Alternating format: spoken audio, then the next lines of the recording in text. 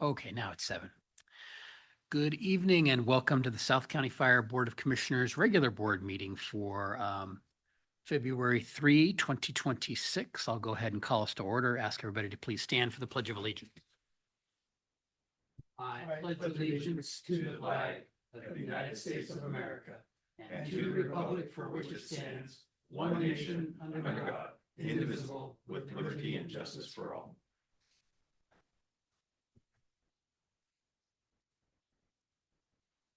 Okay, board members, we have in front of you, the draft agenda. Chief, I don't think there's anything else for the agenda. Anything else for the agenda, commissioners or board members? If not, I'll move the adoption of the agenda as presented. I'll second. Did we pull the apparatus thing out of it? Yes. Okay, thank you. It's been moved and seconded to adopt the agenda as presented. Is there any discussion on the motion? Any discussion on the motion? If not, we'll move to a vote. All in favor, please say aye. Aye. Any opposed? Passes unanimously. That moves us to the consent agenda item number 4. 4A is the January 2026 payroll summary and authorization, and 4B is the February 3, 2026 claims vouchers totaling $1,348,830.20. I'll move the adoption of the consent agenda items 4A and 4B. Is there a second? Second. Second by Commissioner Fernahoff. It's been moved and seconded to adopt the consent agenda. Is there any discussion on the motion? Any discussion on the motion? If not, we'll move to a vote. All in favor, please say aye. Aye. Any opposed? Passes unanimously.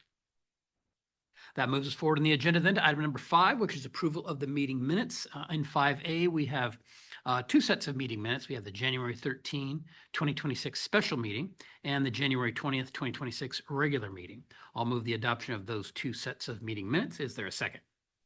Seconded by Commissioner Fernahoff. It's been moved and seconded to adopt those 2 sets of meeting minutes. Is there any discussion on the motion? Any discussion on the motion? If not, we'll move to a vote. All in favor, please say aye. Aye. Any opposed? Passes unanimously. That moves us forward in the agenda then to public comment. And we'll start first in the room. And yes, we have Ms. Coyne, Penny Coyne. Please come forward up to our microphone and we'll have public comment.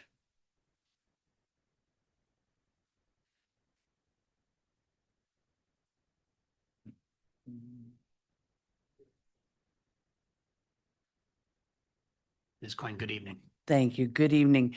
My name is Penny Coyne, for the record. I am a citizen of Snohomish County and a benefactor for South County Fire. And I am here today as a member of the general public to welcome Chief Sean Maxwell to his first board meeting as Fire Chief of South County Fire. I want to say either congratulations or condolences. Take your pick. No, I'm kidding. One of the things that is important, well, let me back up. I've known Sean now for about a little over 4 years, and I've seen changes. Sean was quite reserved, quite quiet, and he has blossomed into what I think is going to be an outstanding fire chief, a great leader for this organization, and one who truly cares, as the others have, but really cares about the people, not just those that are out on the line, but those that are here internally supporting them, and of course, board you. And one of the things that I appreciate so much about first responders, and you know my reputation for the military, for police, and for fire service, is that you hang on to tradition. I've been to 2 changes of command at Naval Air Station, Woodby and Everett. I've been to a change of command at Surfer, and then I had the privilege of being at the change of command last week at the Martha Lake Station, and it was wonderful. And I thought it was well presented, well done, and it was a perfect introduction of Chief Maxwell into this role, and a great farewell to Chief Eastman. But one of the things about tradition is I have a tradition myself that is pretty specific to South County Fire. And that is every fire chief that I have known, and now you will be my third, and hopefully for a long time, you have to have your own Dalmatian. So this is your Dalmatian. I will bring it to you in a second. But I came up with something else that was important to me. The thing that I love about first responders is if you've seen the flags that are out there, thin blue line is for police. Thin green line is for the military. There are thin yellow lines and there's another color I don't recall. But the thin red line is for the fire service. And I decided that, Sean, you will be my first fire chief who is going to get your own thin red line, something that I made for you in your red bag. And I know it's springtime outside, but it's going to get cold again soon. So I have knitted you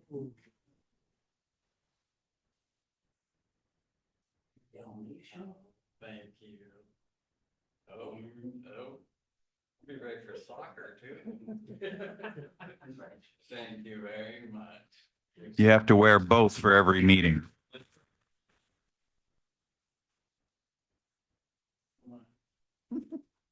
Thank you. Thank you, Ms. Coyne.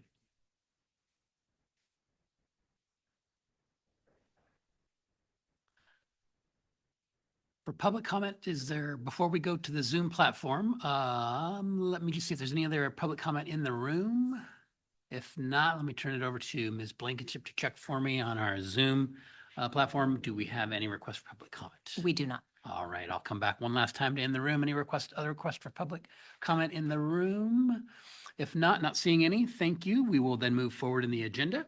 And that takes us to item number 7, and that is the fire chief's report. And I welcome Chief Maxwell. Thank you, Commissioner Kenny and Board. We're going to have a few different people speak tonight for our chief's report. I would like to start off, and I would just like to congratulate Chief Eastman on his retirement and thank everybody who worked so hard to put on such a great event on Tuesday, I guess it was. Everyone did a really good job. I think those are creating our traditions here, and that's really exciting as we mature into a large metro department. Big department, Seattle, New York, they have traditions, and we've started to create ours as well, and that's really exciting for our culture here. So thank you. Thank you, Board, for supporting that. Thank you, Chief. And I think our first slide will be Chief Chalfant talking about fire we had. Good evening, Chair Kenny, Board. Yes. January 22nd, we did have a fire just up the street here from headquarters at the storage facility, kind of right at the corner of 4th Avenue and 112th Street. Call came in just around 1800 or 6 p.m. So dinner time, which I think you all know is a very busy time of the day. So when this one came in, I'll say I was really glad to hear Engine 11 because these fires can move really fast. So Engine 11 was in quarters and was first due. They also had the kind of added luxury of having one of our newer probationary personnel riding fourth on the engine that day. So they had an extra set of hands, helped some things out. So Captain Lunny and his crew on Engine 11, they were followed in closely by Battalion 11 Sessions on that. And when I was able to speak with Battalion Sessions, he really just had favorable things to say about every one of our crews, did a really solid operation. And for those of you who know the intricacies of some of these storage buildings, they can move rather fast because you don't have a true ceiling to wall gap or a connection. There's a gap there. So these fires can spread laterally pretty quickly. So the fact that we contained it to 3 units kind of gives you an indication how quickly the crews got on scene, put everything into motion and started making it happen. Battalion Sessions also wanted to point out that Everett Battalion 1 was on this incident with us based on its location and unit availability, as long as Battalion 21, Vanderpool, one of our people. Both were noted as being super helpful to the overall incident, overall operations, managing their independent divisions. I was also told the business owner was very thankful and happy for the work that we performed that night, and he actually showed up and brought a bunch of pizzas. So crews got a little bit of calorie intake while they were finishing up things on the scene that night. So overall, it sounded like it was a really good incident with a good outcome, no injuries to any of our folks or the public. So good incident. Any questions I can take for you? Chief Chalfant, anything, any information on preliminary or thoughts on cause of origin? I don't have that right now. I did talk with Chief Sherman earlier today, and he reminded me that this was not any of our fire marshals on this particular one. This was county. So I just don't have that information currently. Great, thank you. Any other questions, at least at this point, from board members? Great, thank you, Chief. All right, and next we'll have Chief Sherman, give a quick briefing on the legislative day. Yeah, thank you, board, staff and guests. I want to thank everybody who attended our Ledge Week in Olympia. It was a success for the agency. For those of you that were not able to attend, what I'll tell you is the commissioners, staff, and chiefs represented the organization very well. We did receive some feedback from several legislative members, both on the House side and the Senate side. And I think what stood out for me that I shared with the fire chief upon our return was one of the comments was made was, we really appreciate that South County Fire looks at the legislation, reads the legislation, and then makes an opinion. And as simple as that may sound, what I'll tell you is I agreed with them. It's important that our agency looks at what we believe in and what we stand for. It doesn't mean that we don't support the other agencies or that we don't look at those other agencies and say, we can look at that from your point of view. But it was nice to hear in the room that they said that we took the time to kind of know what we stood for and what it was that our board was looking for, both in our legislation. And this is separate from our Senate bill, and this is separate from our House bill that we did last year. And so I just wanted to thank everybody that attended. You can see in the picture there, we all had a really good time, and it was nice to have commissioners, chiefs, and staff together, all working for a common goal. And so for those of you that didn't attend, what I'll tell you is you can be proud of your personnel and you can be proud of your agency. So I wanted to thank the board for sending me and sending the team. And I want to thank the chief for empowering us to do what needed to be done. So again, I'll take any questions if anyone from the board has anything about Ledge Week. Any questions at this point? No? Great, thank you, Chief Sherman. Thank you, sir. It sounded like we really represented well. It sounded like our team was very articulate and made an impression. We weren't just, it can be really quick running, every 10 minutes, just churning through. And it sounds like, from what I'm hearing, it was just very thoughtful conversation. So I'm really, really proud of our group. So thank you, commissioners who attended and our chiefs. I have some comments in my commissioner comment. Okay, thank you. And then last on our chief's report, Monday, we had five of our new firefighters start. I went and spoke with them for about an hour, I think yesterday. They're so impressive. Their backgrounds are so diverse. It's really neat to see the diversity of the backgrounds, some of them coming right here from our community, which I know has been a goal for us. And they're so smart and they're so curious about the future. So as long as we keep picking people like that, we're going to be in good hands as we go forward in the future. And with that, I'd open it up to any questions. Any questions from the board members for Chief Maxwell? Chief Sherman? Any? So go Commissioner Chan and then Commissioner Lawrence. Commissioner Chan.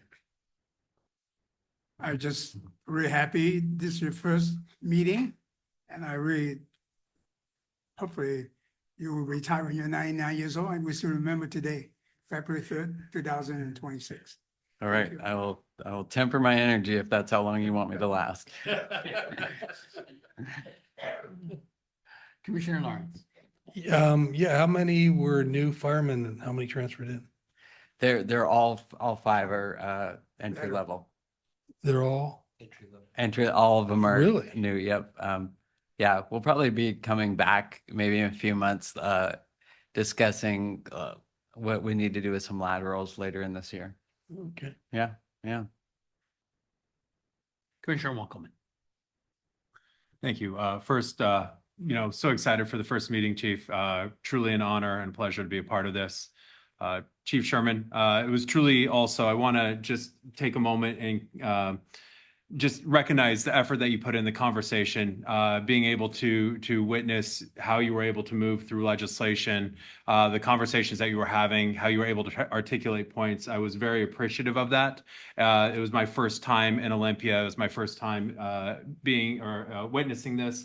And the professionalism of South County Fire, everybody that went, all the representation that was there, the conversations that were being had, I was just blown away by the impact. And I'm looking forward to future conversations with multiple representatives reaching out to Chief Sherman saying they wanted to continue this conversation in the near future because of impact. So just wanted to, again, say thank you for this incredible opportunity. Thank you, sir. Any other questions for the chief on the chief's report? Commissioner Chan. Yeah, mine is to talk about it. I haven't been there for a while.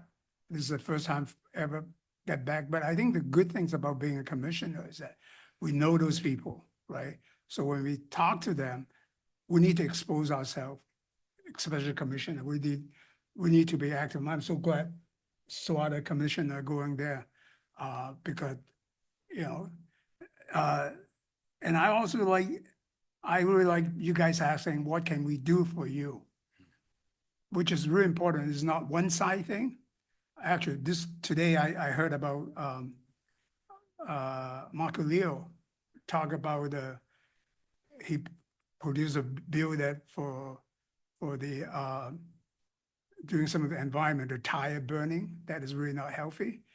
And then the day before they talk about because it's transportation, the bridge between Seattle, Washington to Oregon. So it is very good to have a really good FaceTime with them, and that's critical. And thank you for Susan for making all the arrangements. Yes. And Yeah. it was amazing. And then we got a chance to talk to server people and really understanding what they're doing and all that stuff. That's a very good, bonding, I think. Yeah, it's a busy day and a lot of commitment. So Right. thank you. Thank Yeah. you. Any other questions for the chief on the chief's report? If not, thank you, chief. Thank you. Okay, that moves us forward on the agenda to item number 8, which is our legal report. And we have Richard Davis attending on Zoom. And there is an item that I wanted to discuss about legal counsel, but let me turn it over to Mr. Davis to see if he's got any report or any comments for us on legal issues. All right. Good evening. Good evening, commissioners. We have a new chief, and so I thought it was timely to maybe address an issue that really hasn't been addressed in many, many years. I think 2010 was the last date, and that is the delegation of authority. You may not think about this very often, but it comes into play almost every day. And I get questions from the chiefs of the agencies that I represent, and even the chief of South County Fire from time to time. Can I do this? Do I have the authority to take an action? And so the delegation of authority is a document that the commission passes to give the fire chief certain authority to take actions without bringing it back to the board. It helps with the efficiency of, it means that not everything needs to come back to the board, and it limits the fire chief's authority. Now, this policy or resolution that we drafted was 2010. I think I was responsible for that. I like to think my documents stand the test of time, but it has been, a good while since this was drafted, and this was done for South Snohomish County Fire District 1. And when the RFA was formed, then this was just carried over. And I don't have any specific recommendations to make, but I think it would be a good idea to take a look at this and see if it still meets the board's needs, if any changes need to be made to it. I have some clients that kind of reevaluate this every time a new executive director or fire chief come on board, because this is not necessarily a static document. it might change depending on who is in the position. And it's just a good practice to reevaluate that from time to time to make sure that it is still serving the needs of the commission. So um, that is a document that is set forth in the personnel management policy. It's 100.00.013. And that might be something the commission would want to take a look at with the new chief on board, just to, again, make sure that it still is meeting the needs of the commission. And with that, that's all I have for tonight. Happy to answer any questions. Great. Thank you, Mr. Davis. Is that something you would provide a draft to us, the board, I on the could cer- delegation of authority? I could certainly do that. I think what I might do is just make some suggestions without, addressing the actual language and see what the board's preference might be before we actually work on the language. Okay, that sounds good. There was a separate issue noted in the agenda that I wanted to bring up to talk about, and credit Commissioner Chan with bringing the issue to my attention. And it is talking a little bit about having Mr. Davis attending meetings. So currently he attends the first meeting of the month. Generally, sometimes there's scheduling issues and that doesn't happen. Other times he's out on vacation, so somebody else from his firm will attend. But generally, that's what we have been doing. In the much more distant past, before coronavirus and Zoom, he attended meetings in person. But of course, we have to pay for the travel time for that, so there is expenses associated with that. Since coronavirus and Zoom has provided a technological change, which has been in many ways beneficial to us to allow us to get access to Mr. Davis from his location and not have to travel here. However, there is a loss of that personal interaction in the sense of like actually being present in the same room, being able to talk at the break, maybe planning to come a little bit early and actually talk about an issue. Also, the ability of staff to potentially knowing that he's coming to set a meeting, in the late afternoon or in the early evening before the meeting. There can be some advantages to that personal interaction. However, that travel doesn't come inexpensively. And so I wanted to propose having Mr. Davis come, this is not a surprise to him. I've talked to him before the meeting, 4 times a year in person.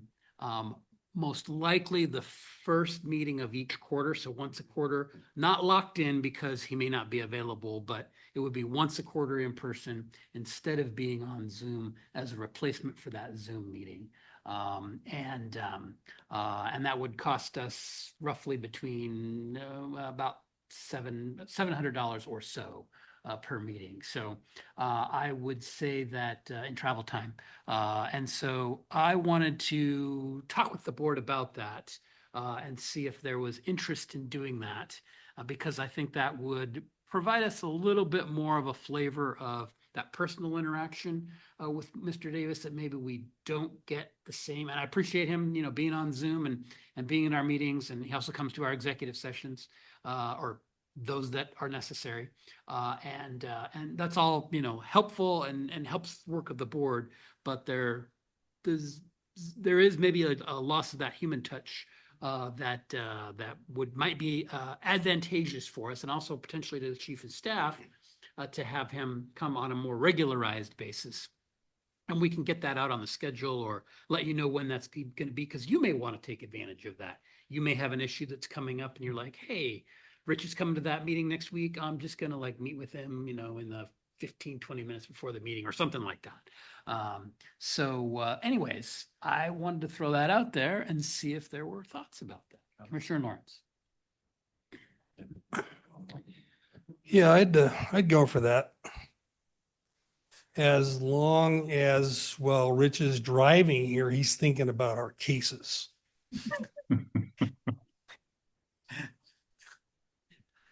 Wait, Commissioner Lawrence, I thought he was always thinking about our case. Commissioner Furnow. Well, 4 times a year, considering Rich is pretty much a rock star, will tickets be available on Ticketmaster for this event? Or? You have a special invitation, no ticket necessary. Thank you. Other thoughts? Commissioner Chan? Yeah, I think I'm old fashioned because I still remember that when you come, I mean, you never get Zoom or anything. I think more importantly, before, afterwards, we have some little thing, issues we don't know, we can just casually talk to you. But more importantly, you get to know the commissioner better and also know the staff better. I think that's critical. And actually, Commissioner Chan brings up a good point there that Mr. Davis has represented South County Fire for a very long time. And chiefs change, as we see tonight, board members change. And in order to maintain that relationship, it is helpful to have some personal connection.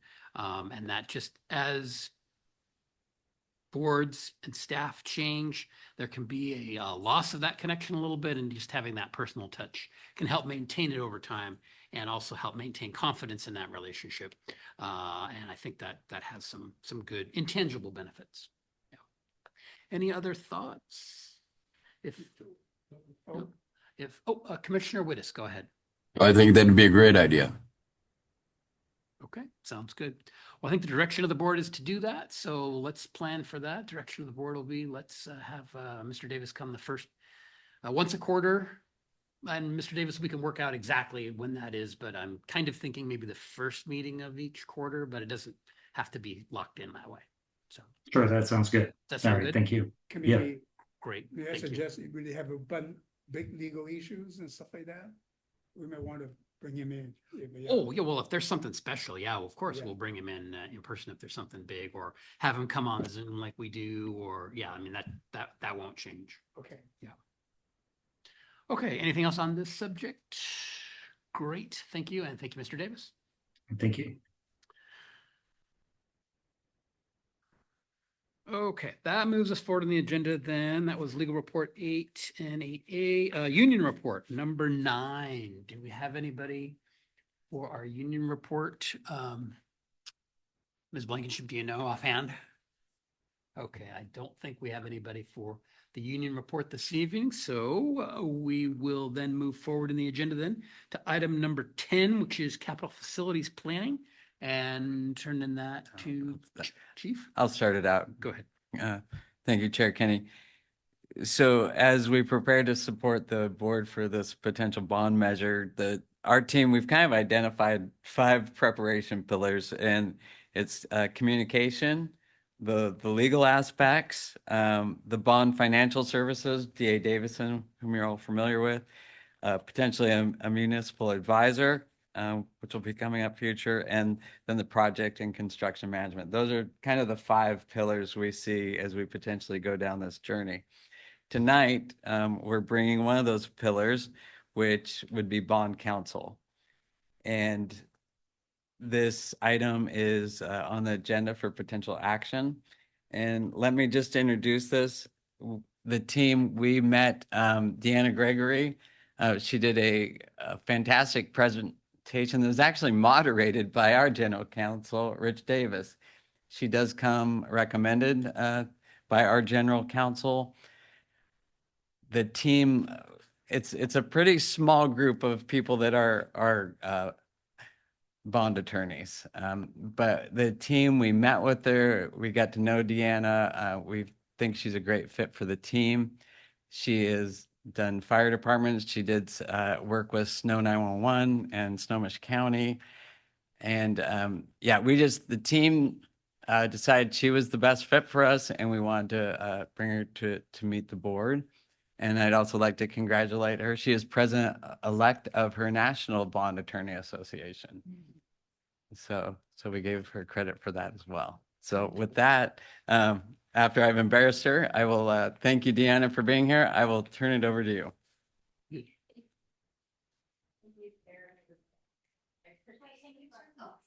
Not on. I knew I forgot to There press we go. something. There we go. Thank you. And thank you for, making me a little blush over here. And think about how nerdy that sounds, but it's all right. And thank you, Chair and members of the commission, for the opportunity tonight to introduce myself, introduce the firm, and what we plan to accomplish as in the capacity as bond counsel. So first I'm going to share my screen. I was just doing this, and then of course I stopped because I thought I jumped the gun. And now here we go.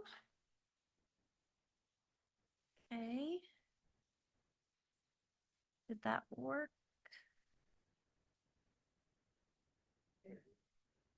Here it comes. Excellent.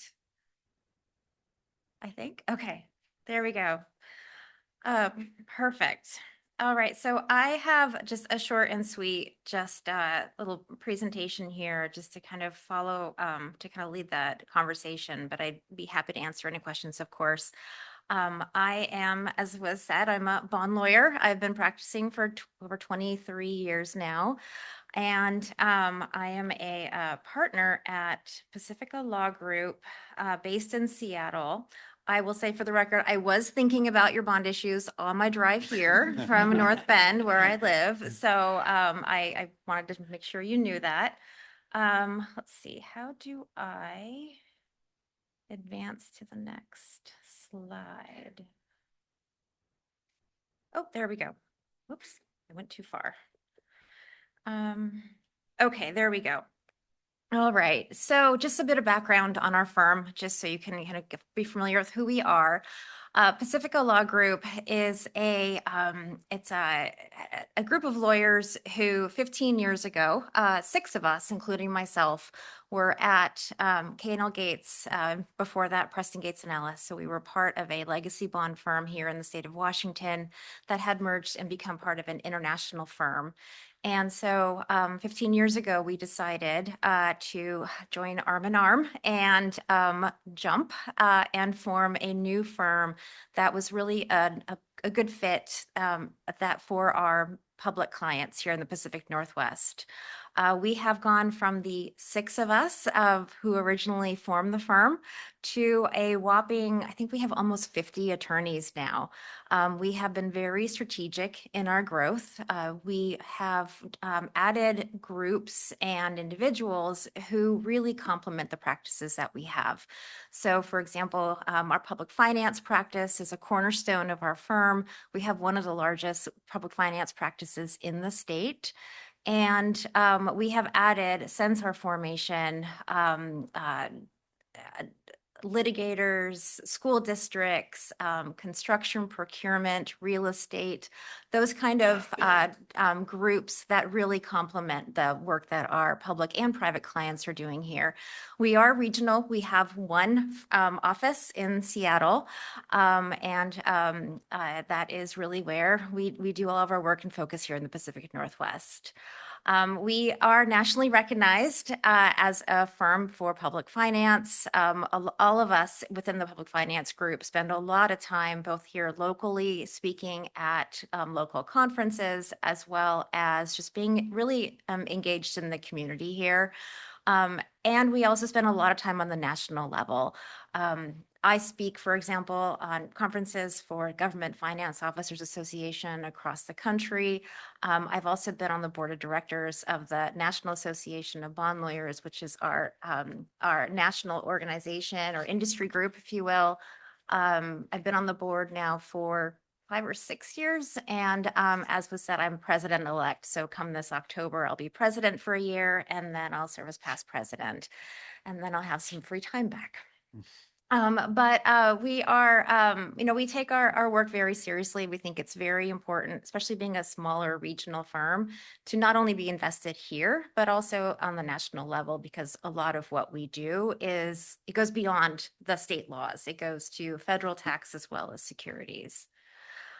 So here is our public finance team. Like I said, we have one of the largest public finance teams in the state. As bond counsel, you have the whole team at your disposal. I would love to be and hope to be the lead on your bond issues and all your finance matters coming up down the pipeline. But my kind of my doppelganger, Stacey Crushwell Lewis up there, will also be involved. We have a 2-partner protocol on a lot of for our matters. And so we do work in teams. So you have not only myself, but you also have Stacy and then associates and paralegals. And of course, our tax lawyer, Allison Bench, who focuses solely on the tax exempt status of municipal bonds. So if you thought bond work was exciting, you've narrowed that down to just the tax part of it. And that is what she focuses on entirely. So this is our team. And so you'll probably see me here at meetings, but these are the folks that will also be working on issues. All right, so speaking of the finance team, just to kind of give a flavor for who's on the finance team traditionally, what roles they have, what duties they have to the district as an issuer of municipal bonds, and then taking that a step further. The next couple of slides go into, what we do as bond counsel, just to kind of give again a flavor for the work that we do and that we will be doing. So on the left-hand side, there is a list of kind of, I want to say, key personnel who are and bond team members who are within kind of the circle of the issuer. So you all as the issuer of municipal bonds, this is really the team of folks who are either working with you or are employees. So example, key personnel here at the district, but then also your bond counsel and your municipal advisor. Those are two folks that represent the district and have a fiduciary duty to the district. There's a lot of people on the team and who have the district's interests in mind at all times, and we all work together and we're all working towards a common goal. But when it really comes down to it, we as bond lawyers have the same fiduciary duty and the same legal obligations as Richard and his team do as your general counsel. So we work hand in hand with general counsel. We'll work with your staff and of course your chief and others to work on the documents, to present documents, to do all of those things. But we have that attorney-client privilege with you all. We have that fiduciary duty. There's a whole host of other folks that are involved in the financing. As you can see, that finance team can get rather large and unruly at times, but those are agencies or individuals that I'm sure you've heard about as well. So the rating agencies, for example, the underwriter, of course, the purchaser of the bonds, and then others who are involved in more the administration of the bonds. All right, so what does bond counsel do? We, on behalf of the district, of course, we conduct state, federal tax, and federal securities law analysis. And at the end of the day, and it goes down at the very bottom of this slide, at the end of the day, what we do is, which is unique to this practice, which is why there aren't very many of us out there who do this kind of work, is we deliver an opinion, which is an unqualified opinion on the legality and enforceability of the bonds. And you all rely on that, and the market, bondholders rely on that. And so we go through our due diligence, we go through our analysis on a state as well as federal side to make sure that we can deliver that opinion. In the meantime, to get there, there's a whole bunch of documents that need to be drafted, including election documents for voted bond issues. We prepare those on your behalf, working with the team to make sure everything is all tidied up before we bring it here for consideration, as well as the bond resolution, which is the authorizing document. We also work with the underwriter, negotiating the contract for purchase of the bonds, and we prepare disclosure. That's the prospectus in the corporate world, but the preliminary official statement and the final official statement, which are used in the marketing and sale of the bonds.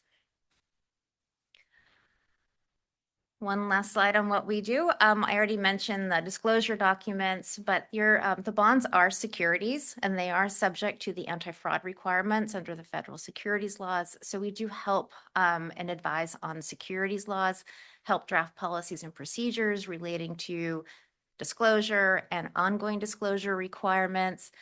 And also, speaking of ongoing requirements, there are a whole host of requirements that come into play after the bonds are issued. So our work doesn't stop at closing. We continue to provide assistance after closing. We want you all to pick up the phone and call us when questions come up. There are a number of federal tax as well as securities obligations that need to be complied with after the bonds close. And we want to be there on the red bat phone in case you need us. We also assist with IRS audits, investor questions, things like that as they come up. So we're really, we like to think of ourselves as an extension of your legal team, extension of staff, and really are there through the whole process to prepare the documents, explain the documents, make sure everything works, and then after the bond issue to make sure you have a good use of your funds and of the facilities going forward. So that is bond counsel world in a nutshell. So I'd be happy to answer any questions or tell you a bit more about myself and what I do, but whatever you would like, I'd happy to answer. Questions for Ms. Gregory from the board members? Commissioner Chan? Well, thank you. Seems you have very good training by K&L Gay. I did, absolutely. Do you know Yes. Stefan Kunrad? I do, yeah, Okay. yes. He was my attorney and Oh, very good. Yeah. Yeah, absolutely. so question I have is that Yeah. is Chris, is that Chris? So is she working with other people, the other one, what's the firm people? The municipal advisor? Yeah. Have you, The other question that you're working with PFM. Yes, so the PFM would serve as municipal advisor, and so Right. they also are in that zone of the advisors to you all and who have that fiduciary duty. So we would work hand in hand with them. oh, okay. Absolutely. So what's the biggest risk on the bond in here? Because you being attorney in there, what are we mitigating the risk? There's from start to finish, there's state law considerations and state law risks. There's making sure that the ballot measure is complies with state election laws, that the activities around the ballot measure comply with the PDC requirements and guidance. And then that the bond resolution, so the authorizing document also complies with state law. So there's a risk there. So all of those steps that go, the procedural steps, if you will, that go into a bond issue. And then for the marketing, and I like to think of this as a mitigation document. I think that the disclosure document, 20, 30 years ago was considered a marketing tool. I like to think of it as risk mitigation. The disclosure document by federal securities law standards is actually needs to, doesn't say is, but needs to include all material information regarding the securities being offered and also not omit anything that would make the information that is contained in the document materially misleading. And the SEC hasn't defined materiality, so we look to case law. And the definition of materiality in the municipal context is what would an investor consider taking the whole mix of information, all the information that it has in front of it, what would an investor consider if it was included, not omitted, or if it was not incorrect, to influence their decision whether or not to purchase the bonds. And I think what you and I might have as what would influence our decision to purchase the bonds might be very different than someone who is not familiar with public finance here in Washington and could be across the country. It could be someone who's just really unfamiliar with the structure here. And so we put a lot of information in that, of course, working with staff and the rest of the team, so PFM and the underwriter, to prepare a disclosure document that is really intended to provide investors all of that information. So at the end of the day, we can say that with a straight face that investors were in fact provided all the material information, and it was all the tires were kicked, the information was vetted, nothing was omitted, And so from a securities law standpoint, there was not only intentional fraud, but there was not negligence. Because there is it's a negligence standard on those disclosure documents used in the initial offering of the bonds. So that I want to Okay. say is from my perspective, I'd say my tax lawyer would probably say, Allison would probably say that the tax considerations, but considering we know that your facilities are intended to be used for good governmental purposes, I personally think that securities laws are one area that we'll spend a lot of time working on and really developing that disclosure. I just got this McAtee School District. Oh, there you go. Yeah. So I assume that you will, if we do have education pamphlet or something, you will comb it through, make sure we don't say the wrong thing or anything. Yes, for sure. I spend a lot of time working with clients on the election rules, not only the state laws, but also the guidance put out by the PDC on what you can and cannot do with regard to an election, and making sure that the information that is produced is neutral and fair and not biased. No public facilities, including that pamphlet in front of you, can be persuasive or even persuasive in a way that is just intended to evoke an emotional response. So not only can you not say vote yes, but there's a very fine line with what you can and cannot say. And so just being very, very careful and very cautious around that to avoid any problems on the PDC So side. you educate our staff. Absolutely. to- Yes. Okay, that's Yes. great. We do that routinely. I do that routinely with clients working on voted bond issues. Yes, we have an insurance guy here. That's always afraid. Yes. When somebody. sues. Absolutely. Yeah. By the way, you guys don't know Slade Gordon, the prior. He was He worked with them. at Preston. Yeah. Yeah. So I got a chance to shake his hand. So Yeah, that's fine. absolutely. He was still, when I joined Preston, Yeah. it seems like ages ago, he was still there. Yes. Yeah. So, yeah. I know he passed away. Yeah. Thank you very much. Yeah, you bet. Thank you. Ms. Gregory, let's talk a little bit about fees. Okay. And it looks like we're anticipating a $400+ million Yes. bond. So it looks like fees would be $75,000 generally. Yes, it's a flat fee for our bond counsel work based on the proceeds that are, so the principal amount and the amount that's generated from proceeds from that bond issue. And plus the disclosure counsel fee, that's an additional just fee on top of that to prepare the disclosure and deliver a separate letter in addition to our bond counsel opinion, but a separate letter addressing securities laws.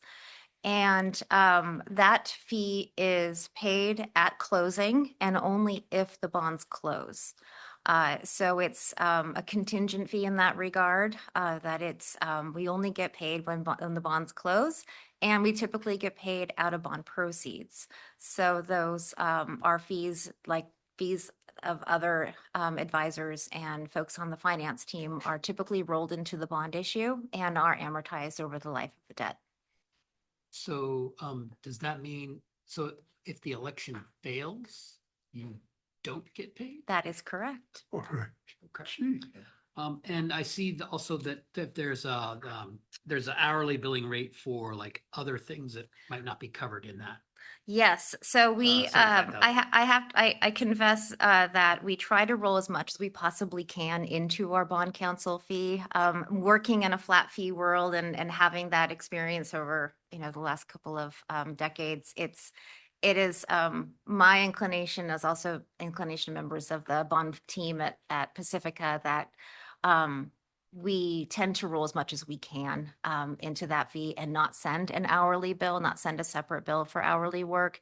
In the event that there is a specific project or something that is not related to the bond issue or is so unrelated to the bond issue that it seems more appropriate to bill for it separately with consent and with a direction, I should say as well.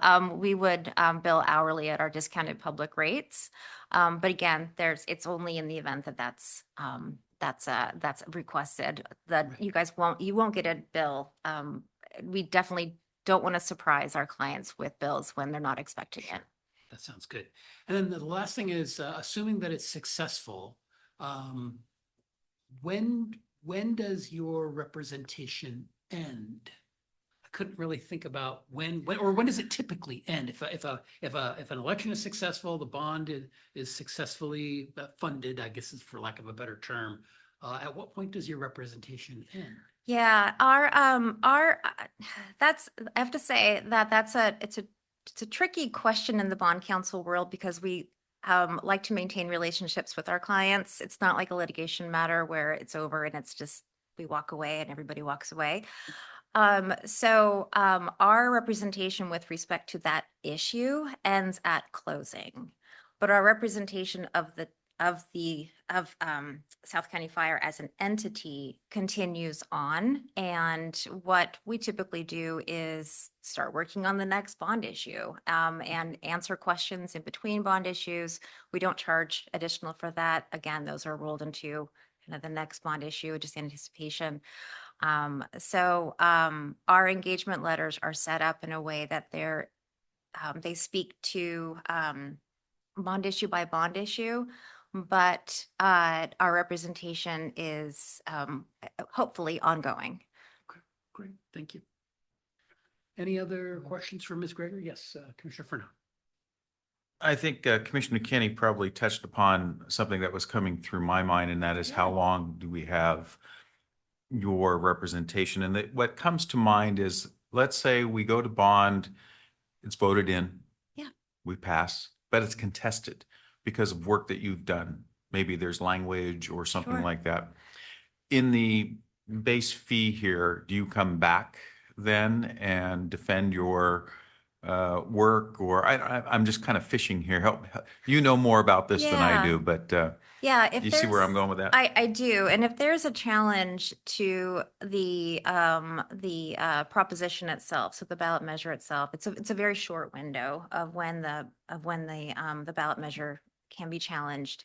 And we do have people at Pacifica who do work in that space and who specialize actually in ballot challenges and election law in that way. And we would depending on the matter, I would say we would roll it into our bond counsel fee. We want to make sure that we stand up for our work and not charge you extra. If it was to turn into something above and beyond that, we would, like, for example, if we wanted to go into litigation or something like that, we would, of course, seek your approval first. Thank you. Yes. Any other questions for Ms. Gregory? Yes, Commissioner Lawrence.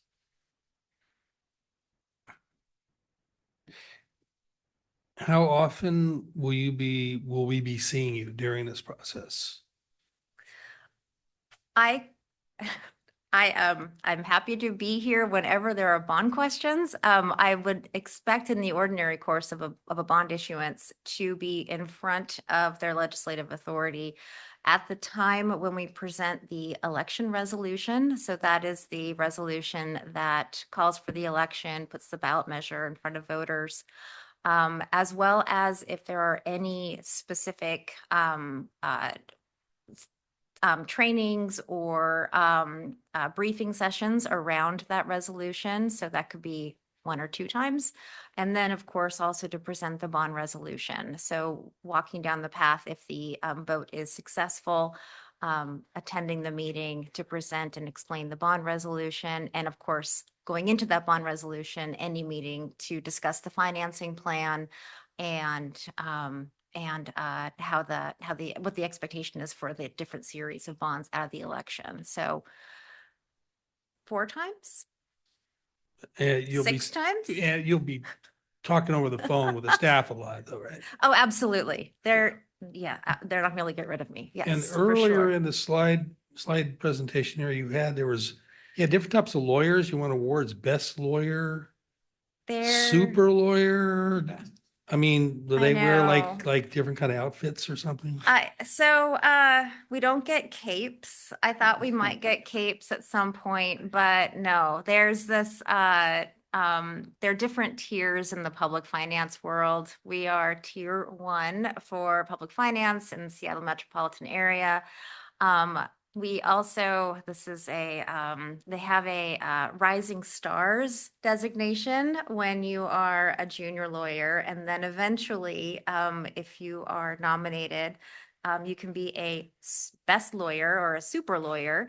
There's Super. also, I know, it sounds like a superhero, doesn't it? Sounds like we should be I mean, in no, there's some no, kind there, of we don't have cartoon. telephone booths anymore. You I know, I know, I know. There's also nationally best lawyers in America. There's a whole lot of rankings. And I want to say the fun thing about this, believe it or not, is that it's a recognition by your peers. And which I personally think means a heck of a lot. In the bond counsel world, I didn't put it up there, but this last year I was just nominated and inducted as a fellow of the American College of Bond Counsel, or ACBC. How's that for fun? And that is another national organization. They used to call it the Old Timers Club, but now we just call it ACBC. And it's another organization where you're nominated by your peers. And so it's really, personally, I think it's quite gratifying recognition. All right, thank you very much. Commissioner Vernhoff? Yeah, Commissioner Chan had held up a prop Yeah. that was related to school board, and I'll You call bet. it a print collateral. When you engage us, Mhm. I noticed that you use very specific language to make sure that the guardrails were on the language not to violate or trigger a PDC action. Yes. Do you work then with our PIO? Yes. To make sure that the intent gets as close as possible so the voter understands the importance? Obviously, we've got to remain in the box, but I guess Yes. my concern is that we wouldn't want to just throw it to you. You throw something back, it's as completely ineffectual as possible because it's meeting the mail for the PDC requirement. No, And we yes. don't necessarily get that out. No, this is this comes up all the time where the lawyer says one thing, no, keep it as bread and butter, neutral as possible, and then everyone says, but you're not conveying anything to Right. the voters. So I hear you. No, we definitely work very closely with the communications folks and anticipate in this scenario as well as the consultants who are involved and other staff to really put together materials that are clear, that convey to voters what the intent is, what the financial implications are, and what the plan is. Yes, I'm an attorney, and yes, I'm a bond lawyer, but I'm also a voter. I'm also a property owner. I've lived in the state my entire life. I'm a very much a local person. And so I read those pamphlets myself, and I know what I want to see. I know what I want my school district for my kids to say, and what, I bring that to the table as well as wearing my legal hat. So I might, I might push back on a couple of things, just knowing and having a number of personal conversations with the PDC myself, and having spent a lot of time discussing a lot of things with them. But there's a lot that you can convey to the public and should convey to the public, because a lot of this is not intuitive, and it's our responsibility to make sure that the information gets out there to voters. Thank you. Chief Maxwell, you're recommending Pacifica as bond counsel? Yes, our whole team is. So I think we are ready to move forward. I want to see if there was any discussion amongst the board about moving forward. All right, well, I think we're ready to move forward then with a motion. So I will move that that we engage Pacifica Law Group to provide bond counsel for South County Fire. It's been moved, seconded to engage Pacifica Law Group for that purpose. Is there discussion on the motion? Any discussion? Commissioner Chan?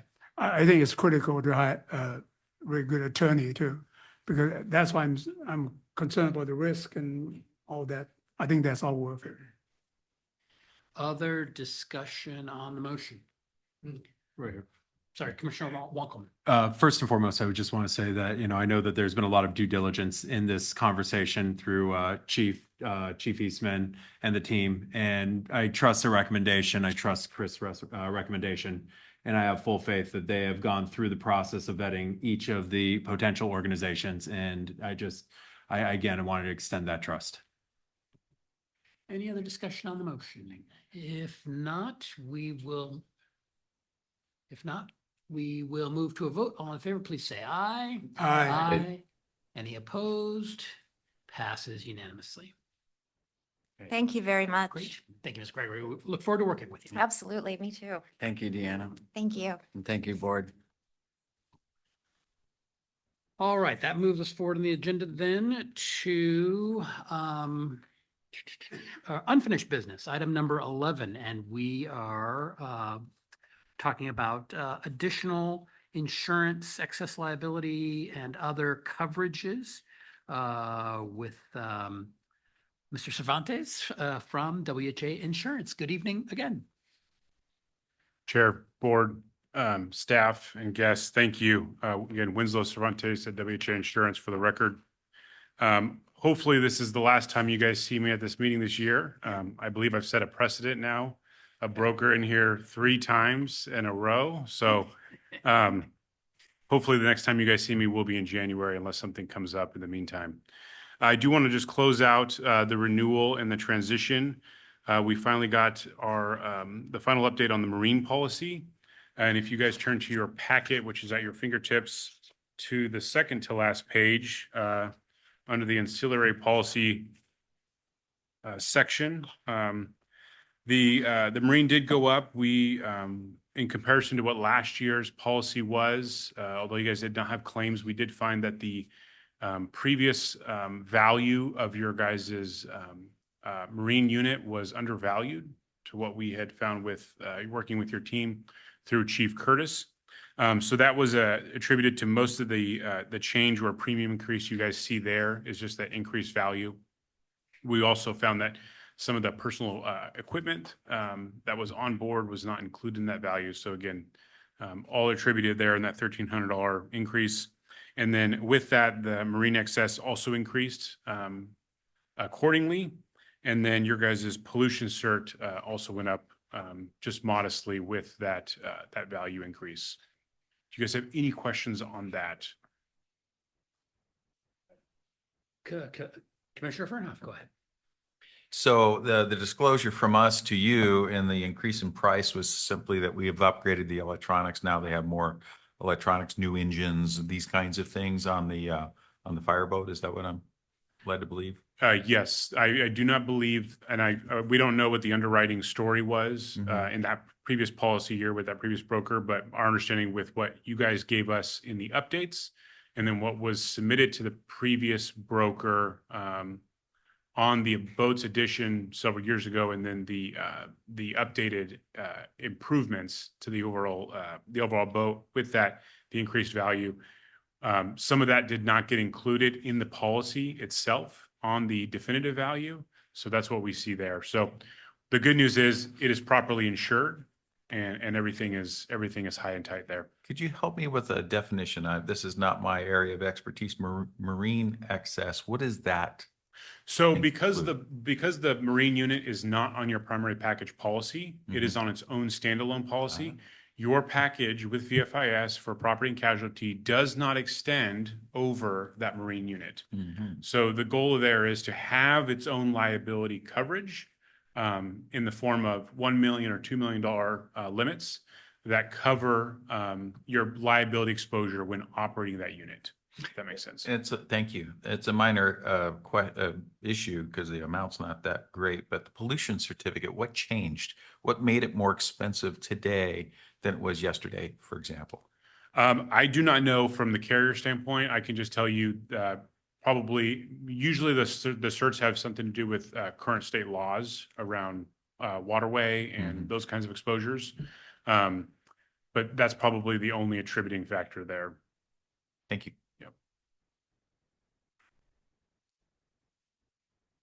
Mr. Cervantes, other. So that is the marine, that's the marine update. I do have an update on the policies for cyber liability. Okay. On the last page, you'll see the market report for all the carriers we tapped into for your cyber liability. Keep in mind, you guys have a very small underlying policy with your management liability package at VFIS. It is, in our opinion, professionally woefully inadequate to cover most cyber liability exposures that we see in the market.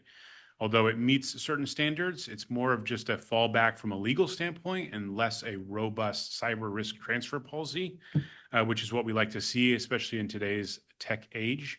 And with all of our exposures, whether it's internal first party or third party with vendors, and other possible exposure avenues there.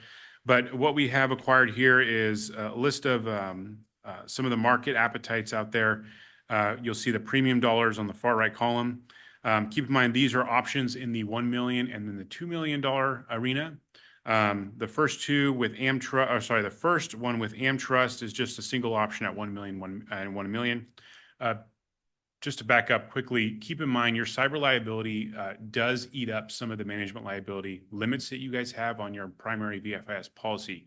So if you were to have a devastating cyber claim, it would eat into those shared limits that you have for D&O, EPLI, or management liability, as VFIS calls them, and then some public officials liability. We don't like to see that because, especially with your guys' loss ratio around management liability, to have cyber eat into that if you guys have a situation, it would just somewhat compromise the limits that we have set aside for those other coverages. So it is nice to have their own limits and have them be standalone with these extra layers of cyber liability coverage. The ones I'm going to recommend are just from a best practice standpoint because of the broad form coverages that they provide. And keep in mind, this is full risk transfer. It's not just legal support. There's a lot of things that occur in a cyber liability incident. There's a lot of response that needs to occur, a lot of hardening, a lot of lost revenue from downed operations, third parties that are involved, and some of the exposures there with your vendors, and first and third party liability incidences. So these cyber packages really step in and give you the full robust coverages as opposed to just some of the limited coverages and extensive exclusions that you see on your primary policy with VFIS. It really depends on your guys' appetite for $1 million or $2 million. I know just based on what I have learned from your board, from you guys as a board, and your appetite around risk, and your desire to transfer as much as possible, and shield yourselves. I do know that $2 million is probably in line with what you guys would feel is adequate. But again, the $1 million options are also very robust and very great. Do you guys have any questions? I do have a question. Yep. Is $2 million enough? I thought you would ask that, Chair. We do have other options. They go by the $1 million, $2 million, $3 million, and $5 million options. If we need to get anything beyond that, it's going to require some more extensive underwriting applications, if you will, and I'll work with your IT director on those. But those are tentative options. We just go with the 1 and 2 just because of the common cyber incident claims costs that we've seen regularly. Very rarely do we reach those upper limits. But again, I would say $1 to $2 million right now is a very, very safe place to be. Okay, and I really don't know. Yeah.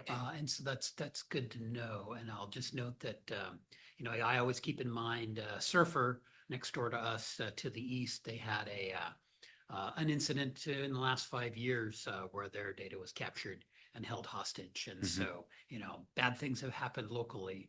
And so being prepared for the financial ramifications of that is important. And that's why I ask, is it enough? Our business we're not a solely information-based business, but we're becoming more and more of it.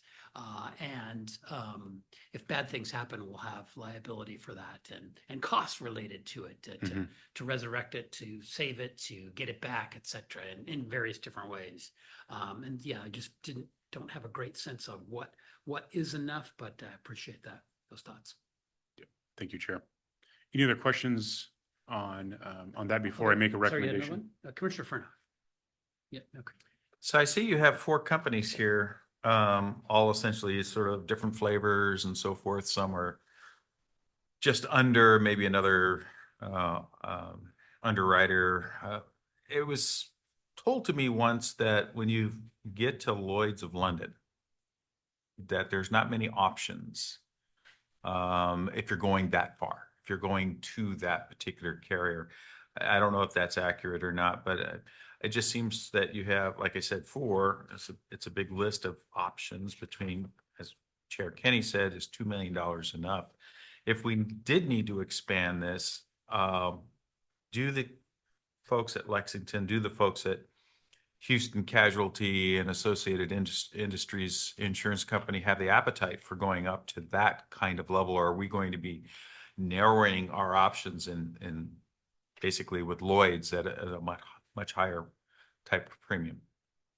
So that's a great question. And there is a saying that all roads lead to Lloyd's eventually, whether we like it or not. I will say there are levels above Lloyd's that, but again, we're talking about insuring countries, right? But with that said, I will say really depends on the appetite of the market and these carriers. I will say the carrier makeup may look a little different if we get in the 5 or 10 million or more limit area. But I will say these carriers have all committed to at least 3 or 5, and Trium being the most broadest form with the most bang for your buck, if you will. These are kind of broad strokes too. If we are entertaining hiring an insurance carrier, presumably through you, do they have metrics of some kind that we can show them that we have reduced risk, that we have firewall or contracts with Amazon server world out there, that they do their thing, that really a lot of the liability doesn't live in this building, it lives out there in a cyber environment, in which case they are complying with, let's say, just make it up, gold standards in the industry. Will that have an effect? I'm assuming they're going to ask these questions. If not, we're just kind of giving you broad strokes and saying, hey, 2 million sounds great, but you're not really looking at what we're doing to defend and mitigate any effects from a cyber incident. So do you have any idea about that? Yes. So we completed I believe it was a dozen or so pages of an application for this marketing effort with all these carriers. And they do ask a bunch of questions around what are you doing to manage your own IT risk or cyber risks? And I forgive me, I do not recall your guys' IT director. Chris. Oh, excuse me. Chris, I worked with Chris on that cyber application. And we were able to answer all those questions and get all the details on what you guys are doing and all the metrics behind those, so that the carrier is aware of what you guys do, what you guys don't do, and they can basically gauge based on that application how well are you guys protecting yourselves from first party type of claims. Yes, thank you for that. And my apologies. We have a chair that suddenly will spontaneously drop to the floor. It usually gets passed around, and my apologies that you won it this evening. Thank you, Commissioner. Commissioner Chan. Yeah, you mentioned before, you said loss of revenue. The government, how do you prove that? Because we don't charge people, right? We don't all that. So how do you measure that loss of revenue? So it's usually just business interruption coverages. And I know it gets a little nuanced with public entities, especially with how you guys are fiduciarily structured. But again, that scope just really is tied to business interruption, and then the compensation for that business interruption. If there's any kind of financial output from your guys' organization during that disruption or after that claim or incident, that's really what that coverage is targeting. So we might have the extra money to Correct. Okay. Yep. So, and to help in the cleanup and response of all that. So whether it's hiring a third party firm to come in and vet you guys' IT cyber security measures, or you need to hire somebody to do on scene response in the mop up, if you will, the digital mop up.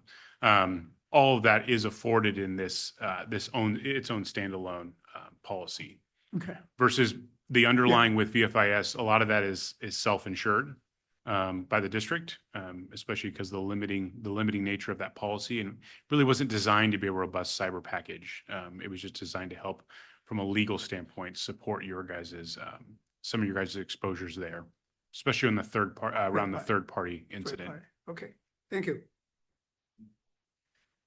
Mr. Cervantes, anything else from you in terms of information for this? So really, the only thing I would recommend is making a decision on whether you guys want the $1 million or $2 million options. I will say from carrier to carrier, they are within the same ballpark, but I will say the TRIM options, which are row 2 and row 3. Row 3 is highlighted in the light orange. That is the $2 million option. Both have the $10,000 self-retainer for basically a deductible. But that would be the decision for today, unless you guys wanted to look at the other options. 2 million? 2 million? 2 million? 2 minutes ago. Let's go 2 million. Okay. And Chief, you can pick between the two based on the merits of those. But we want the 2 million. Okay. Yeah. Okay. Thank you, Chair and Commissioners. So were there other decisions on the other You want to policies talk that about we the excess? need, Are you ready or- to or not? Do you guys need to approve the Marine I- formally? Yeah, Chair, I was looking just for procedure to, if I had approval or authorization for the Marine and the cyber liability to move forward. Marine and cyber liability, okay. And the Marine pursuant to the quote here on page 3, Correct, and the cyber at the 2 million. correct. Okay, so I'll move that we approve the Marine policy as indicated on page 3 and the cyber policy at $2 million. Second. So so there's a second, moved and seconded to do that. Is there discussion on the motion? Any discussion on the motion? Can you clarify, so it's 2 million marine excess, right? Well, that's, Is that marine and marine excess? Because. well, it's not 2 million. That's No, 2,100. 2,100. Yes, pursuant to that. No, the coverage.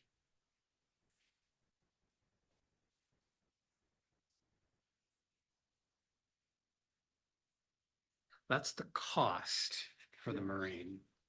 And Mr. Cervantes, what is the coverage Coverage of that. on the Marine? For Excess.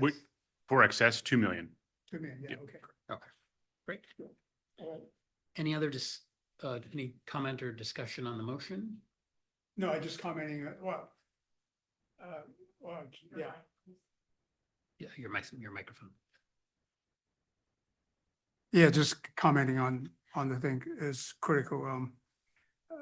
Because Marine usually, I talked to you before, law of London, that's the most, Marine is the most risky Mhm. insurance in the world. Thank you. Thank you. Other discussion on the motion? Any other discussion on the motion? If not, we'll move to a vote. All in favor, please say aye. Aye. Any opposed? Passes unanimously. It's aye. It passes unanimously.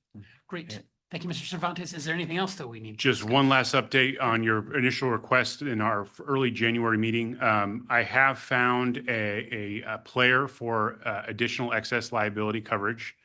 It was previously a carrier who was not interested. I did some arm twisting and some calls.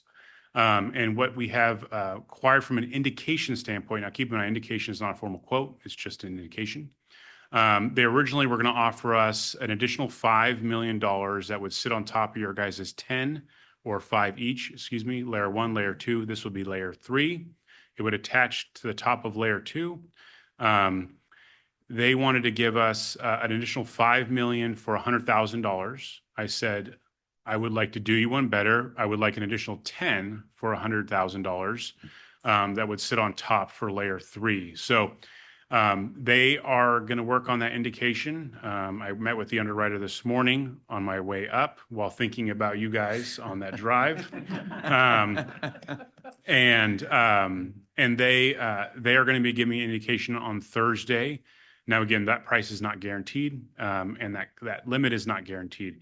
If it is not within our ballpark or appetite from a financial standpoint, We are going to explore formally the risk pool options for those larger excess liability limits that you see typically with municipalities and very large municipalities at that, as well as counties. We are going to broach that ground once we have exhausted all other markets, because there is quite a bit of legwork to get into these pools from just a vetting and due diligence standpoint. And I do not want to tax your guys' CFO's time any more than it's already being taxed. So with that, we will wait before we can explore that opportunity. And then we will have a report on that either through your chief or through Chris, on what those other markets will look like. But I think our next update after that indication is submitted will be probably something we submit to the chief, and then he could present on, unless you guys require me to come back and talk about that more, which I'm happy to, but I just want to put that out there. We'll keep setting the precedent. Commissioner Furnow. So educate me for a moment. We have currently 2 layers of liability, right? Correct. And we're talking about a third. I'm assuming, and I don't know what the language is to represent this, but you would have to burn through your first layer, your second layer, and the third would be a contingency layer at that point. Yeah, So- you can consider all contingencies, but yes, the third layer wouldn't be impacted until your primary is exhausted, layer 1 is exhausted, and layer 2 is exhausted. Okay. Correct. All right. And so there's the amount that they want to insure us is similar to, let's say, layer 1 and layer 2. So layer 3 being a third contingency, knowing that you have to go through 1 and you have to go through 2. Do they have a consideration for, knowing that they're kind of like the third on the list, to moderate those premiums at all with regard to that? Absolutely. And that's why I was not comfortable with the first 5. That's why I was not comfortable when they said, we'll give you $5 million for $100,000. I said, no way. Like, this should be a little bit of a economy of scales, if you will, although not the exact term we use, but it always usually gets more affordable, the deeper we go, if you will, or the higher we go. So, that's what we're hoping to achieve here. But again, it comes down to appetite. Carriers are a little funky when it comes to these larger layers, especially when it has to do with a public entity and a fire district, to be exact.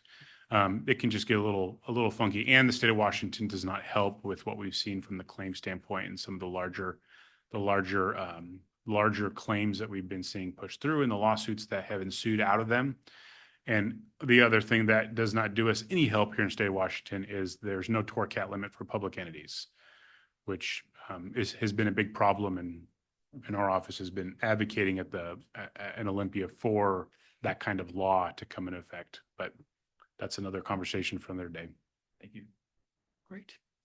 Okay.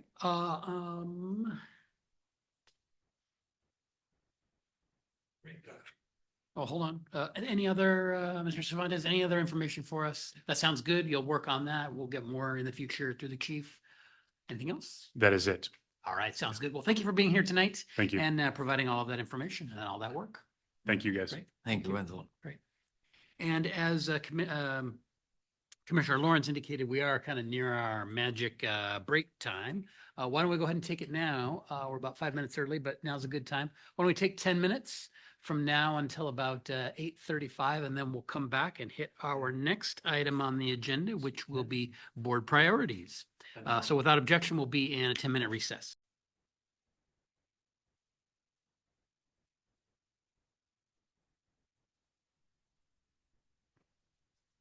Okay, we are back on the record for our meeting after our brief recess, and we will start up again on the agenda.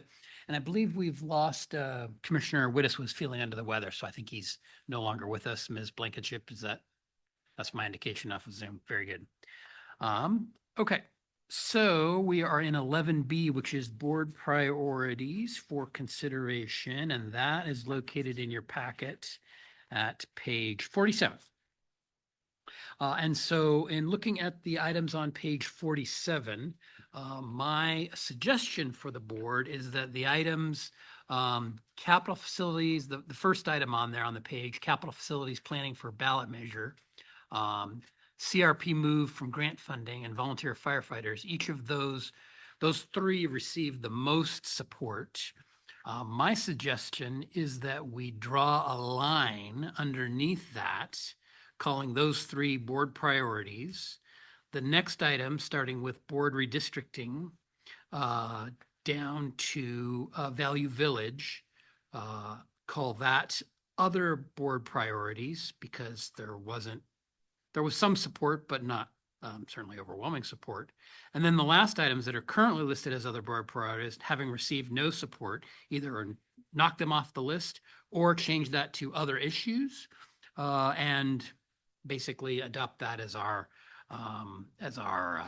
board priorities for the year. It kind of depends on, in the past, there has been some, just going to describe it as a little unhappiness if items like that were considered like fell off the list, because there's a variety of reasons why there was some support. And anyways, just to avoid, and I don't know if that's a concern now or not, but those items that didn't receive any support, we could just drop them off the list. That doesn't mean they're not like issues at some point, or don't have any validity, but having received no support, we can simplify the list and drop them off.